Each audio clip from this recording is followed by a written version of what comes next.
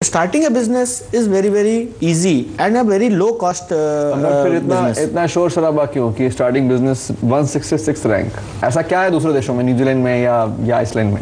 Large projects में बहुत ज़्यादा प्रॉब्लम आ रही है इस वक्त। इंफ्रास्ट्रक्चर को देखें जो कि देश का फाउंडेशन कहलाता है, उसमें तमाम प्रॉब्लम्स आती हैं। कोई भी लार्ज प्रोजेक्ट्स में अप्रूवल्स की प्रॉब्लम है। कल मैं GMR के एक सीनियर बंदे से बात कर रहा था, वो कहते हैं 58 डिपार्टमेंट्स उन्होंने डील किया है जब ये दिल्ली का T3 बना था। 58 इज जस्ट टू मच। मतलब एयरपोर्ट का टर्मिनल एक बनाने के लिए 58 डिपार्टमेंट हैं, both at federal, central and district administration. ये जस्ट एंड उसके बावजूद अगर उन्होंने 37 महीने में ये इतना वर्ल्ड क्लास एयरपोर्ट खोला है तो ये बड़ी काबिल तारीफ बात है।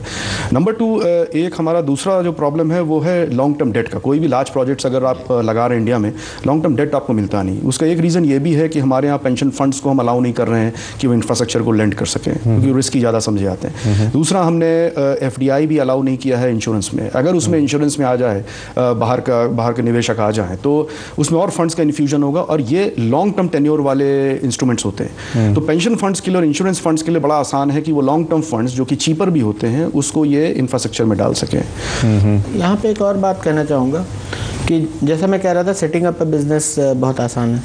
तो अगर आप देखें तो ट्रेडिंग बिजनेस सेटअप करना या सर्विसेज बिजनेस सेटअप करना काफ़ी आसान है इंडिया में, क्योंकि उसमें लो कैपिटल और लो वो रिक्वायरमेंट है। वहीं मैन्युफैक्चरिंग बिजनेस सेटअप करना बहुत मुश्किल है, क्योंकि मैन्युफैक्चरिंग बिजनेस के लिए जो 3 बड़ी रिक्वायरमेंट हैं, लैंड, पावर और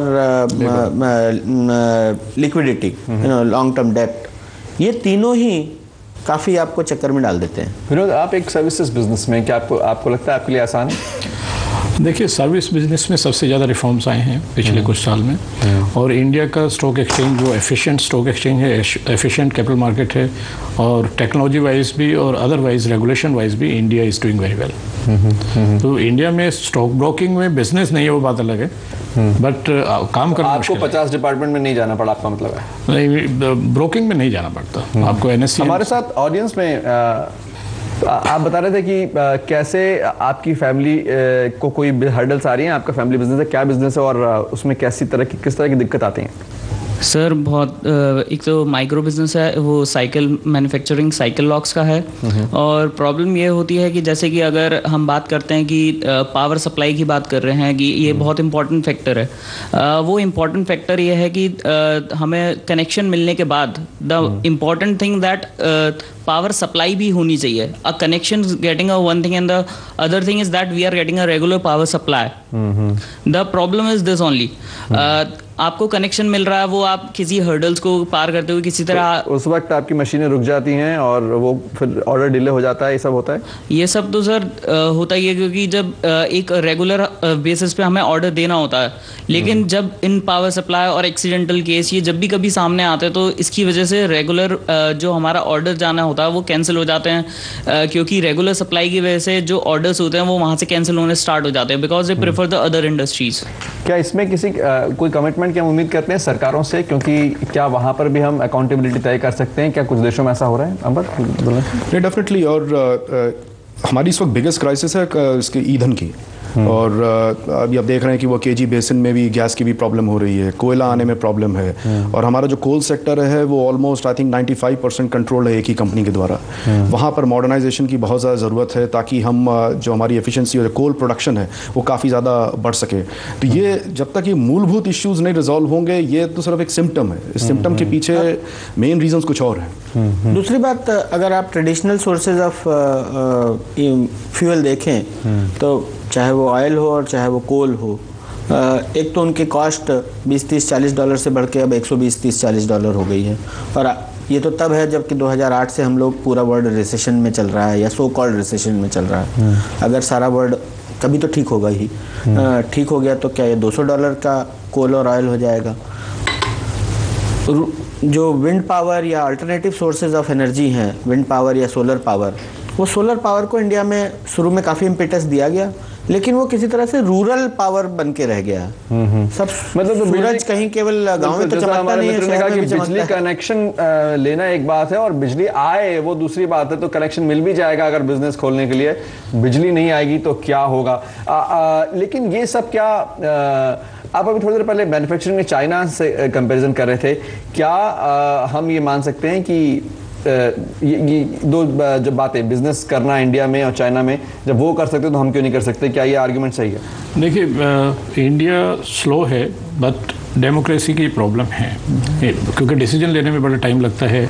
आपका एक बोर्ड होता है, board is ministers and group of ministers, वो डिसीजन लेता है, इट टेक टाइम। चाइना में ऐसा नहीं है, वहाँ पे जो चेयरमैन है उस टाइप की इकनॉमी है जहाँ पे एक सिंगल या एक दो लोग मिलकर डिसीजन लेते हैं और डिसीजन फास्ट होते हैं। मैन्युफैक्चरिंग में चाइना एक हब बना because of the fast decision. India में वो प्रॉब्लम है, इंडिया में कंप्लायंस नहीं है चीज़ों के, गवर्नमेंट की तरफ से सब चीज़ें डिले हो जाती हैं और ग्रोथ रुक जाती है। आपकी जीडीपी 10 से 12 होने या 15 होने के बजाय आपकी 8 या 7 आ गई। चाइना की जीडीपी कंटिन्यूसली 30 साल से 10% से चाइना ने ग्रो किया है 1980 से। तो चाइना और इंडिया में ये फ़र्क हमेशा रहेगा कि चाइना फास्ट ग्रो किया है चाइना ने because of the political conditions, democratic country नहीं है। लेकिन इंडिया स्लो ग्रोथ है इंडिया में, बट आई थिंक 10-20 साल में इंडिया की ग्रोथ स्लोली होते हुए भी इंडिया शुड गो अहेड। अगर आप आज्ञा दे तो मैं 2 पॉइंट छोटे से एड्रेस करना चाहूँगा जो विनोद जी ने कहा।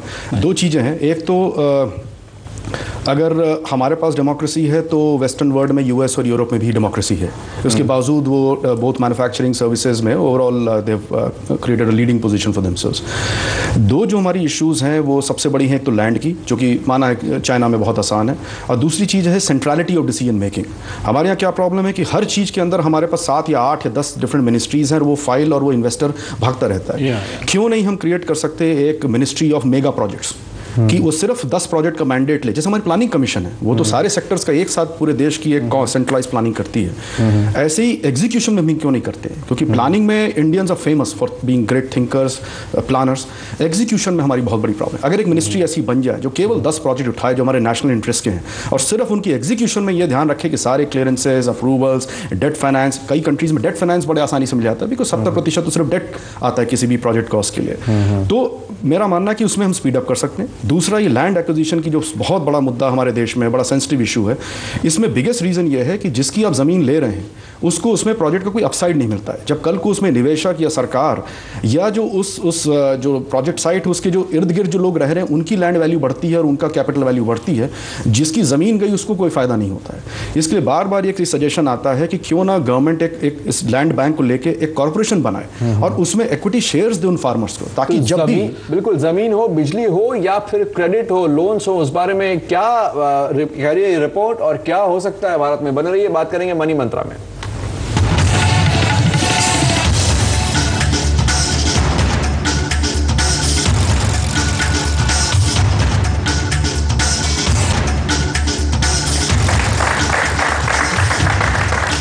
कर रहे हैं मनी मंत्रा में भारत में बिजनेस की, भारतीय बिजनेस जो है वो कितना आसान है काम करना और कितना टफ है, कितना कठिन है। कुछ मुश्किलें गिना दें जो वर्ल्ड बैंक की एक ताज़ा रिपोर्ट में सामने आई हैं कि बिजनेस करते वक्त क्या हर्डल्स आती हैं। ये बताती है रिपोर्ट की कंस्ट्रक्शन परमिट्स लेते वक्त 34 प्रोसीजर्स होते हैं, 34 अलग अलग प्रक्रियाएं आपको करनी होती है। थोड़ी देर पहले अंबर दुबे बता रहे थे कि एक एयरपोर्ट का जो काम हुआ दिल्ली का, उसमें 58 डिपार्टमेंट से उन्हें डील करना पड़ा। इनको नहीं, जिस कंपनी की बात कर रहे हैं। उसके अलावा कंस्ट्रक्शन परमिट लेने में इस रिपोर्ट के मुताबिक 227 दिन लग सकते हैं। कोई बड़ा कंस्ट्रक्शन करना हो उसके अलग अलग परमिट्स लेने होते हैं। ट्री अथॉरिटी, अगर ये महाराष्ट्र की बात है, अगर पेड़ हटाने के लिए परमिशन चाहिए, हाँ या ना जो भी है, वो 30 दिन लग सकते हैं वो परमिशन लेने में। परमानेंट वाटर कनेक्शन लेने में 45 दिन तक का वक्त लग सकता है। अलग अलग देश के अलग अलग हिस्सों में अलग अलग दिन लगते हैं। प्रॉपर्टी रजिस्टर करने में 44 दिन तक लग सकते हैं। और जो एनफोर्सिंग कॉन्ट्रैक्ट, थोड़ी देर पहले मैं बोल रहा था, ये भी एक बड़ा मुद्दा है, नीचे से सेकंड नंबर पे है। यानी कानूनी समझौता हो जाने के बाद भी उसे लागू करवाना किसी पार्टनर या किसी क्लाइंट के साथ भारतीय बिजनेसेस के लिए, भारतीय कारोबारियों के लिए बहुत मुश्किल है। और इसके लिए वर्ल्ड बैंक रिपोर्ट का कहना है कि 1420 दिन लग सकते हैं। तो हम क्या माने कि बहुत ज्यादा टफ है, तो फिर हम इतनी बिजनेस सक्सेस स्टोरीज कैसे देख रहे हैं? चाहे वो इन्फोसिस हुई, टाटा हुई, टाटा सॉफ्टवेयर तक दुनिया में राज कर रहे हैं, जगुआर खरीद रहे हैं, तो फिर क्या हुआ? ये सब 4-5 सक्सेस स्टोरी शेयर करता हूं आपके साथ। IT, telecom, ITES great success story India की है। Noida, greater Noida, Faridabad, Gurgaon, greatest success stories of creating a good export processing zone, नहीं, गुड इंडस्ट्रियल जोन। 35 साल केवल हुए नोएडा को फॉर्म हुए, और आज नोएडा आप देखें हर तरह से अच्छा वेल प्लान्ड तरीके से बन के आया है। इंडियन रेलवेज़, आप इंडियन रेलवेज़ जितना बड़ा है और जितना भारी है, शायद ही कभी किसी ने हुआ हो कि एक टिकट बुक कराई और आपको आपकी सीट नहीं मिली हो, शायद ही कभी। मतलब कमाल की उनकी एग्जीक्यूशन और प्लानिंग या जो भी है। आज वो यस कम पड़ रही है, लेकिन आज भी चाहे वो बेडिंग हो, चाहे वो, तो ऐसे बहुत सारे सक्सेस स्टोरी हैं। ये गोल्डन क्वाड्रिलेटरल जो पिछले प्रधानमंत्री जी ने शुरू किया था, 4 सालों के अंदर सड़कें ही सड़कें दिखने लग गई। तो लेकिन दिनेश, हम ये जानना चाहते हैं कि